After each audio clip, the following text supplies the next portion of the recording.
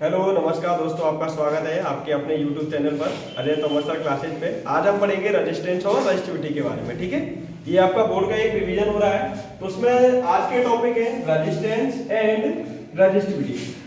तो जान लेते हैं रेजिस्टेंस क्या होता है और रेजिस्टिविटी क्या होती है। देखिए, अगर हम रेजिस्टेंस की बात करते हैं तो ये होता क्या है, electrical resistance of an object is a measure of its opposition to the flow of electric current. एक सिंपल लैंग्वेज में इसे समझने की कोशिश करते हैं। इसमें देखिए होता क्या है कि अगर मान लीजिए करंट की फ्लो की डायरेक्शन, मान लीजिए ये कंडक्टर है और इस कंडक्टर से करंट फ्लो हो रहा है। ठीक है, अब इस करंट के फ्लो को यानी कि करंट के फ्लो को रेजिस्ट यानी कि रोकने की जो कोशिश करता है उसी को क्या कहते हैं, रेजिस्टेंस कहते हैं। मतलब इसमें ये बोल सकते हैं, जैसे मान लीजिए कोई भी हम व्हीकल चला रहे हैं, कोई भी गाड़ी चला रहे हैं एक स्पीड में, तो उसमें जो ब्रेक होती है, ब्रेक का काम क्या होता है, उसकी स्पीड को कंट्रोल करने का काम होता है। सेम अगर हम बात करें इलेक्ट्रिसिटी में, जो करंट फ्लो होता है, करंट के फ्लो को कम करने का काम कौन करता है, रेजिस्टेंस करता है। ठीक है, यानी the electrical resistance of an object is a measure of its opposition to the flow of electric current. अच्छा, इसमें होता क्या है ऐसा, ये भी समझ लेते हैं। जैसे मान लीजिए अगर हम बात करें, इसमें ये एक कंडक्टर है,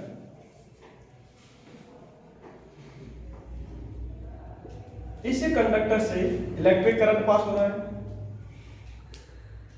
अब इलेक्ट्रिक करंट जो पास हो रहा है उसके फ्लो को कम करने का काम कौन कर रहा है, रेजिस्टेंस कर रहा है। ठीक है, वहीं दूसरी तरफ हम देखें रेजिस्टिविटी क्या होता है, तो resistivity is the characteristic property of the material by which it resist the amount of current through it. अब देखिए इसमें क्या है, ये किसी भी मटेरियल की प्रॉपर्टी होती है।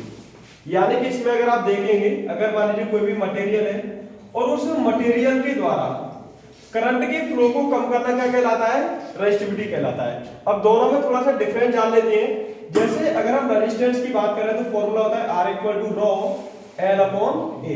यहाँ पे जो रॉ है वो रेजिस्टिविटी है। अब देखिए रेजिस्टेंस आपका किस किस चीज पर डिपेंड करेगा, रेजिस्टेंस आपका एक तो कंडक्टर की लेंथ पर डिपेंड करेगा, दूसरा एरिया पर। देखिए it depends upon the length, area of cross section and nature of the material and physical condition like temperature. यानी कि अगर हम रेजिस्टेंस की बात कर रहे हैं तो रेजिस्टेंस देखिए आपकी लेंथ पे डिपेंड कर रहा है, क्रॉस सेक्शन एरिया पर डिपेंड कर रहा है, किसी भी मटेरियल के नेचर पर डिपेंड कर रहा है, साथ ही साथ टेम्परेचर पर भी डिपेंड कर रहा है। लेकिन रेजिस्टिविटी के साथ ऐसा नहीं होता है। रेजिस्टिविटी का क्या होता है कि ये केवल मटेरियल के नेचर और फिजिकल कंडीशन, इन दो चीजों पर डिपेंड करता है। अच्छा, एक क्वेश्चन से समझते हैं। मान लीजिए ये कंडक्टर है, ये भी एक कंडक्टर है। ठीक है, अगर हम इसकी बात करें, ये जो कंडक्टर है इसको हम कॉपर मान लेते हैं, ये भी आपका क्या है, कॉपर है। ठीक है, इसकी लेंथ 2 मीटर है, इसकी भी लेंथ कितनी है, 2 मीटर है। ठीक है, और इसका एरिया भी हम सेम ही मान लेते हैं, मतलब इसका भी एरिया A है और इसका भी एरिया ये है। अब इसमें समझिए, इसमें रेजिस्टेंस क्या दोनों में बराबर होगा, रेजिस्टेंस बराबर होगा दोनों में, बिल्कुल होगा, क्योंकि देखिए लेंथ भी बराबर है, एरिया भी बराबर है। इसमें भी देखिए ये A है, ये B है, इसमें भी लेंथ सेम है, एरिया भी क्या है, सेम है। दोनों में एरिया, लेंथ, सारी चीजें सेम है, मटेरियल भी सेम है। ठीक है, अब इसमें एक बात बताइए, अगर मैं इसको 2 मीटर की जगह इस लेंथ को थोड़ा सा बढ़ा देता हूं और इसे 4 मीटर कर देता हूं, अब इसमें क्या रेजिस्टेंस दोनों में सेम होगा, नहीं होगा। क्योंकि इसमें देखिए रेजिस्टेंस की अगर हम बात करें तो रेजिस्टेंस आपका डिपेंड कर रहा है किस पर, लेंथ पर। अगर लेंथ इंक्रीज होगी तो वहां पर रेजिस्टेंस भी आपका क्या हो जाएगा, इंक्रीज हो जाएगा। लेकिन क्या रेजिस्टिविटी दोनों में सेम होगी, रेजिस्टिविटी सेम होगी, रेजिस्टिविटी बिल्कुल सेम होगी। क्यों, क्योंकि रेजिस्टिविटी आपकी ना तो लेंथ पर डिपेंड करती है ना ही क्रॉस सेक्शन एरिया पर डिपेंड करती है, वो केवल डिपेंड करती है मटेरियल पर। यानी कि अगर मान लीजिए यहाँ पर ये कॉपर है और इसको हम कॉपर की जगह मान लीजिए कुछ और ले लेते हैं, जैसे गोल्ड ले लेते हैं, इसको हम गोल्ड ले लेते हैं, फिर यहाँ पर रेजिस्टिविटी दोनों की क्या हो जाएगी, अलग अलग हो जाएगी। क्यों? क्योंकि देखिए अगर हम रेजिस्टिविटी की बात करें तो ये एक फिजिकल कंडीशन है जो किसी भी मटेरियल के नेचर पर, यानी कि मटेरियल ही चेंज हो गया, ये कॉपर है, ये क्या है, गोल्ड है, तो रेजिस्टिविटी आपकी किस पर डिपेंड कर रही है, मटेरियल पर। अगर मटेरियल चेंज होगा वहां पर रेजिस्टिविटी क्या हो जाएगी, चेंज हो जाएगी, ठीक है। लेंथ आप बढ़ाइए घटाइए, रेजिस्टिविटी को कोई फर्क नहीं पड़ेगा, एरिया कम करिए ज्यादा करिए, रेजिस्टिविटी पर कोई भी फर्क नहीं पड़ेगा, ठीक है। फर्क पड़ेगा दो चीजों से, अगर आप मान लीजिए टेम्परेचर बढ़ा देते हैं तो रेजिस्टिविटी में फर्क पड़ेगा, या फिर आप क्या बढ़ा देते हैं, मतलब मटेरियल चेंज कर देते हैं, ठीक है, तो रेजिस्टिविटी पे फर्क पड़ेगा। लेकिन रेजिस्टेंस का सब पर फर्क पड़ता है। देखिए आप लेंथ को बढ़ाइए, क्रॉस सेक्शन एरिया बढ़ा दीजिए घटा दीजिए, रेजिस्टेंस पे डायरेक्ट इफेक्ट पड़ेगा, टेम्परेचर बढ़ा दीजिए घटा दीजिए, रेजिस्टेंस पे फर्क पड़ेगा, ठीक है। मतलब इसमें जितनी भी कंडीशंस हैं लगभग रेजिस्टेंस में रेजिस्टेंस उनको फॉलो करता ही करता है, ठीक है। अगर हम यूनिट की बात करें, जैसे एक और टेम्परेचर वाली बात कर लेते हैं। देखिए आप सभी समझना ध्यान से, अगर मान लीजिए रॉ है, रॉ आपका किस किस पर डिपेंड करेगा, जैसे मान लीजिए कंडक्टर हम यहाँ पे देखें, अगर किसी भी कंडक्टर का टेम्परेचर बढ़ा दिया जाए, किसी भी कंडक्टर का टेम्परेचर बढ़ा दिया जाए तो क्या यहाँ पर रेजिस्टिविटी बढ़ेगी, बिल्कुल बढ़ेगी, ठीक है। अच्छा ऐसा होता क्यों है, कोई रीजन होगा ऐसा, मतलब ऐसा क्या होता है इसमें कंडक्टर में कि टेम्परेचर बढ़ाने पर रेजिस्टिविटी बढ़ जाती है। अब इसमें ऐसा ये होता है, देखिए समझिए, मान लीजिए ये कोई भी कंडक्टर है और इस कंडक्टर्स में क्या होता है, इलेक्ट्रॉन्स फ्लो होते हैं, क्या होते हैं, मान लीजिए इलेक्ट्रॉन्स आपके इस डायरेक्शन में फ्लो हो रहे हैं, करंट आपके इस डायरेक्शन में फ्लो हुआ। जब अगर मान लीजिए जैसे एक सिंपल लैंग्वेज में समझते हैं, जब इलेक्ट्रॉन्स हैं उसके अंदर एटम्स भी होते हैं, कोई भी कंडक्टर है, कोई भी मटेरियल होता है उसके अंदर अपने अपने एटम्स होते हैं, ठीक है। जैसे ही हम टेम्परेचर बढ़ाएंगे तो उन एटम्स के बीच में काइनेटिक एनर्जी भी क्या हो जाएगी, ऑटोमेटिक इंक्रीज हो जाएगी। अब वो इंक्रीज होगी तो इनके बीच में कोलाइडर होगा, मतलब आपस में ये क्या होंगे, टकराएंगे। क्या होगा, जैसे मान लीजिए किसी भी भीड़ को, जैसे रूम में बहुत ज्यादा भीड़ है, ठीक है, उन्हें एक एक करके आराम से निकाला जाए तो आराम से निकल जाएंगे, कोई दिक्कत नहीं है। लेकिन अचानक से एक इन्फॉर्म आपको कर दिया जाए कि क्लास में बॉम्ब रखा है और ये फटने वाला है, तो क्या होंगे, लोग स्पीड के साथ भागने की कोशिश करेंगे और वो एक दूसरे से टकराने लगेंगे। होगा कि नहीं ऐसा? सेम यहाँ पर होता है, जैसे ही टेम्परेचर बढ़ाएंगे ना तो उसके बीच में जो एटम्स होते हैं किसी भी कंडक्टर में, वो आपस में इलेक्ट्रॉन से क्या होते हैं, कोलाइड होते हैं, और कोलाइड होने की वजह से रेजिस्टेंस क्या होगा, बढ़ जाएगा। क्या होगा, बढ़ जाएगा। तो जब टेम्परेचर बढ़ाएंगे तो रेजिस्टेंस भी क्या हो जाता है, बढ़ जाता है। तो कंडक्टर का समझ में आ गया। और इसका जो ग्राफ होगा कुछ इस तरीके से होगा, जैसे जैसे आप टेम्परेचर बढ़ाएंगे रेजिस्टिविटी भी क्या होगी, ऑटोमेटिक बढ़ती जाएगी। जैसे मान लीजिए ये आपका यहाँ पे टेम्परेचर है और ये रेजिस्टिविटी है, टेम्परेचर बढ़ेगा रेजिस्टिविटी भी क्या होगी, बढ़ेगी, ठीक है। और ये इसका जो ग्राफ रहेगा एकदम कांस्टेंट जैसे चलता रहेगा, ठीक है। अब सेमीकंडक्टर की बात करें, जैसे सेमीकंडक्टर, इसमें होता क्या है, जैसे जैसे हम टेम्परेचर बढ़ाएंगे ना जो रेजिस्टिविटी है वो कम हो जाएगी। इसमें उल्टा हो जाता है, मतलब आप टेम्परेचर बढ़ाएंगे तो रेजिस्टिविटी क्या होती है, डिक्रीज हो जाती है।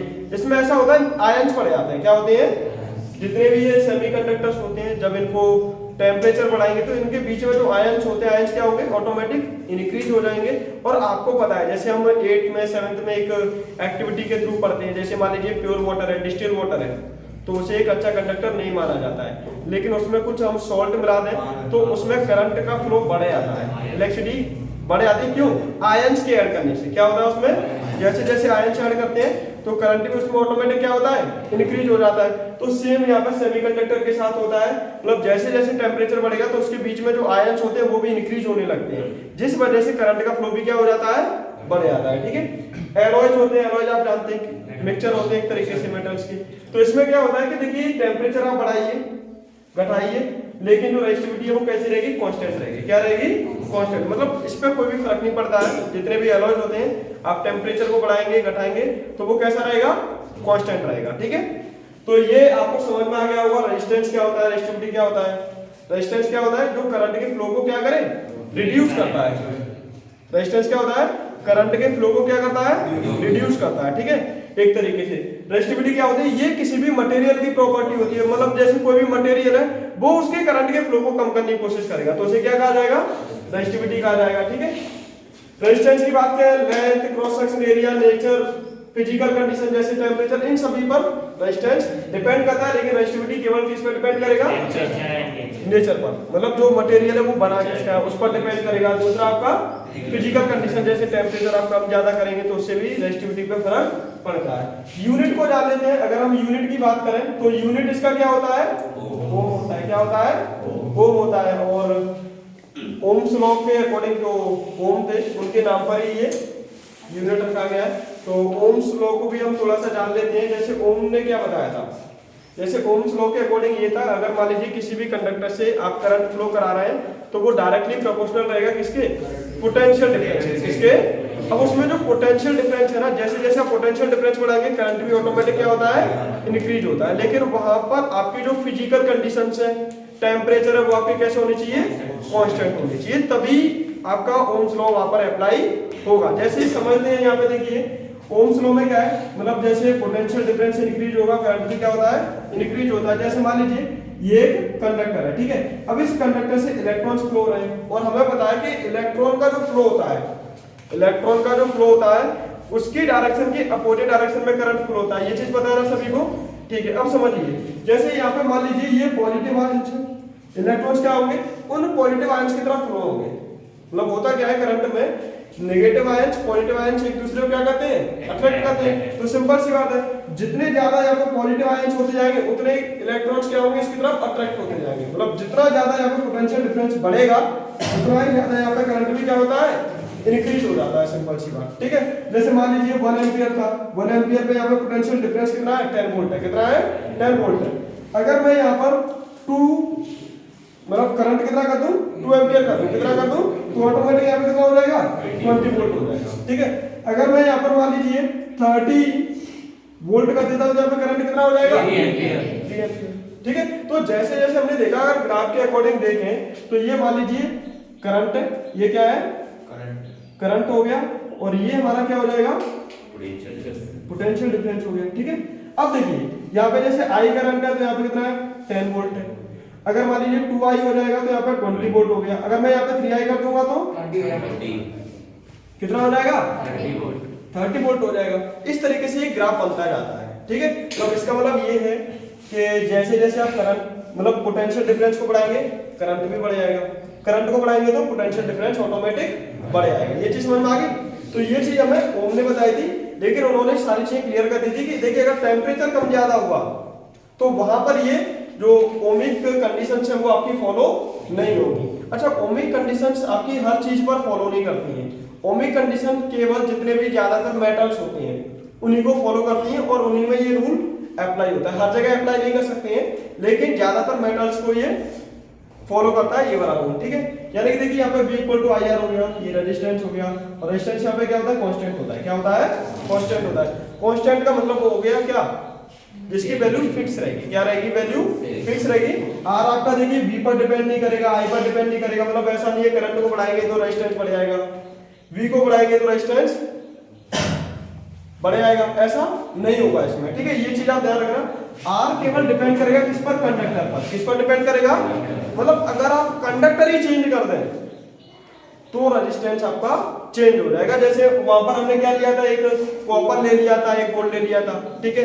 लेंथ एरिया सब सेम रखा था, लेकिन एक कॉपर था, दूसरा क्या था, गोल्ड था। तो वहां पे देखिए रेजिस्टेंस भी चेंज हो जाएगा और रेजिस्टिविटी भी चेंज हो जाएगी। क्यों, क्योंकि आपने पूरा मटेरियल ही चेंज कर दिया, ठीक है। रेजिस्टिविटी में क्या होता है, किसी भी मटेरियल, कोई भी मटेरियल है उसी का तो एक कैरेक्टर था, जो मटेरियल है वही रेजिस्ट करता है करंट के फ्लो को, तो रेजिस्टिविटी में आ गया। यहाँ पे भी है वो सारी चीजें। लेंथ बढ़ेगी तो उससे क्या होगा, रेजिस्टेंस बढ़ेगा या घटेगा, बढ़ेगा ना। अगर मैं एरिया कम कर दूं तो मतलब ये चीज आप ध्यान रखना, R प्रोपोर्शनल लेंथ और R inversely proportional cross section area. Area का मतलब होता है यहाँ पे पाई आर स्क्वायर, आप याद रखना। अगर मान लीजिए यहाँ पे कोई सिलेंड्रिकल मेटल है तो यहाँ पे सिंपल सा रेडियस बढ़ेगी तो रेजिस्टेंस क्या हो जाएगा, कम हो जाएगा। रेडियस कम कर देंगे तो रेजिस्टेंस बढ़ जाएगा। ये चीज आप ध्यान रखना, ठीक है, क्योंकि न्यूमेरिकल्स में ये चीजें सारी आएंगी है आपका। अब देखिए फॉर्मूला क्या होता है रेजिस्टेंस का, R इक्वल टू VI होता है और एक होता है R equal to L upon A, जहाँ पे V वोल्टेज हो गया, I करंट हो गया, R क्या हो गया, रेजिस्टिविटी हो गया। R आपका डिपेंड करता है किस पर, कंडक्टर पर। किस पर, जहाँ पे कंडक्टर चेंज करेंगे रेजिस्टेंस भी चेंज हो जाएगा, ठीक है। अगर हम इसकी बात करें तो इसकी ऐसा यूनिट होती है ओम मीटर। क्या होती है, ओम मीटर। इसको डिनोट करते हैं रॉ से। कैसे करते हैं, रॉ से। फॉर्मूला रेजिस्टिविटी का होता है rho equal to R into A upon L, मतलब ये इससे बना है R equal to rho L upon A. इससे हम रो की वैल्यू निकालेंगे तो क्या हो जाएगा, इसका cross multiply R into A upon L, ठीक है। तो यहीं से क्या बन गया इसका फॉर्मूला। अगर यूनिट भी निकालेंगे तो देखो, जैसे रो की यूनिट निकाले तो रेजिस्टेंस की क्या होती है वो एरिया मीटर स्क्वायर हो जाएगा, मीटर इनटू मीटर लिख देता हूं। लेंथ का क्या हो जाएगा मीटर, मीटर से मीटर कट गया तो क्या बचा यहाँ पे ओ मीटर। तो यहाँ से ये यूनिट इसी में से निकली है, ठीक है। ये चीज ध्यान रखना। अब आगे का टॉपिक देखते हैं।